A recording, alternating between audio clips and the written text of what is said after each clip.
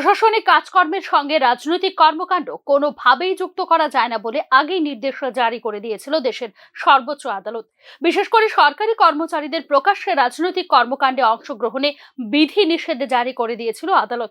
শুধুমাত্র আদালতের বিধিনিষেধই নয়, কর্মচারীদের সার্ভিস কন্ডাক্ট রুলস অনুযায়ী কোনো সরকারি কর্মচারী প্রকাশ্যে যুক্ত হতে পারবেন না কোনো রাজনৈতিক দল এবং কর্মকাণ্ডের সঙ্গে।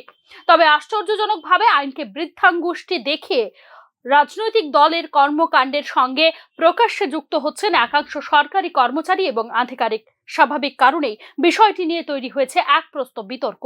শাসক দল ভারতীয় জনতা পার্টির বর্তমান সদস্য পদ প্রচারের সময় প্রকাশ্যেই দলে যোগদান করে বিতর্কের জন্ম দিয়েছেন ত্রিপুরা মধ্য শিক্ষা পর্ষদের সভাপতি ডক্টর ধনঞ্জয় চৌধুরী। সাম্প্রতিক দিনগুলিতে বিভিন্ন পটভূমির অনেক বিশিষ্ট ব্যক্তিত্ব যোগ দিয়েছেন শাসক দলে। এর মধ্যে অনেকেই রয়েছেন সরকারি কর্মচারী এবং আধিকারিক। তবে সরকারি আধিকারিক হিসেবে ডক্টর চৌধুরীর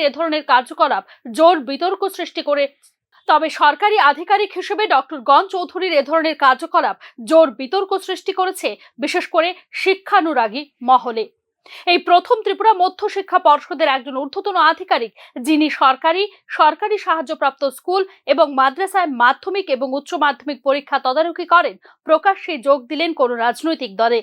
সরকারি ভাষা হিসেবে স্বীকৃত ককবরক ভাষা, তারপরেও বোর্ডের পরীক্ষায় ককবরক ভাষায় রোমান স্ক্রিপ্টের ব্যবহারে অনুমতি না দিয়ে আগেই একপ্রস্ত বিতর্কের জন্ম দিয়েছেন ডক্টর চৌধুরী, যা পরবর্তী সময়ে রূপ নেয় ছাত্র বিক্ষোভের। এদিকে রাজ্যের আঞ্চলিক ক্যান্সার হাসপাতালের বিশেষজ্ঞ চিকিৎসক অরূপ রায় বর্মনের প্রকাশ্যে শাসক দলে যোগদান নিয়েও তৈরি হয়েছে এক প্রস্ত বিতর্ক।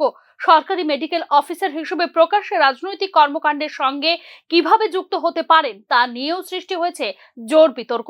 কোনো ব্যক্তির রাজনৈতিক পরিচয় নিয়ে কোনো বিশেষ বাধ্যবাধকতা নেই ভারতীয় সংবিধানে, তবে সরকারি কর্মচারী আধিকারিকদের প্রকাশ্যে রাজনৈতিক কর্মকাণ্ডে বিরূপ প্রভাব ফেলে প্রশাসন এবং সাধারণ মানুষের মধ্যে। প্রকাশ্যে শাসক দলের রাজনৈতিক কর্মকাণ্ডে সরকারি কর্মচারী এবং আধিকারিকদের অংশগ্রহণও এক্ষেত্রে জন্ম দেয় পক্ষপাতিত্ব এবং বিতর্কের। Bureau report, news now.